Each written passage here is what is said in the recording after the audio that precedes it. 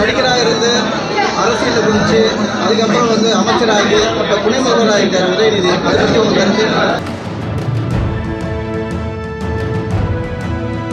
October 2 Visika மகளிர் விடுதலை இயக்கம் நடத்தும் மது மற்றும் போதைப் பொருள் ஒழிப்பு மகளிர் மாநாடு உளுந்தூர்பேட்டையில். எல்லாருக்கும் வணக்கம். இன்னைக்கு பாத்தீங்கன்னா கள்ளக்குறிச்சியில் வெஸ்ட் ரேசிங் மோட்டார்ஸோட பஜாஜ் அட்டாக் ஒரு பைக் லான்ச் பண்ணாங்க. ஸோ அந்த பைக்கோட லான்ச்சுக்கு தான் வந்தோம். அந்த ஷோரூமே சிறப்பாக இருக்குது. நீங்கள் ஏதாவது பைக் எடுக்கணும் கள்ளக்குறிச்சினா நீங்கள் பஜாஜ் அட்டாக் ஷோரூம் விசிட் பண்ணி பாருங்கள், உங்களுக்கு ரொம்ப பிடிக்கும். Thank you so much.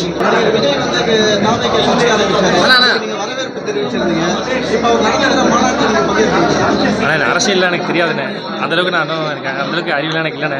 நான் சாதாரண ஆள்ண்ணே, என்னால் முடிஞ்சதை நான் பண்ணிட்டு இருக்கேன், அவ்வளோதானே. ஐயோ, சாரை பாராட்டுற அளவுக்குலாம் நான் பெரிய ஆள் கிடையாது.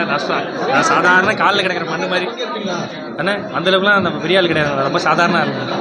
இப்போ நடிகராக இருந்து அரசியலில் குதிச்சு அதுக்கப்புறம் அமைச்சராகி இப்போ துணை முதல்வர் ஆகிட்டார் உதயநிதி. அதை பற்றி உங்கள் கருத்து? அதை பற்றி கருத்து சொல்கிறவங்க பெரிய ஆள் கிடையாதுண்ணே, ரொம்ப சாதாரண ஆள். என்னால் முடிஞ்சதை ஏதாவது பண்ணிட்டு இருக்கேன், அவ்வளோதானே. அவ்வளோ பெரிய விஷயத்தை பற்றி பேசுகிறவங்க எனக்கு அறிவு இல்லைண்ணே, நான் சாதாரண ஆள். நன்றிண்ணே, தேங்க்யூண்ணே.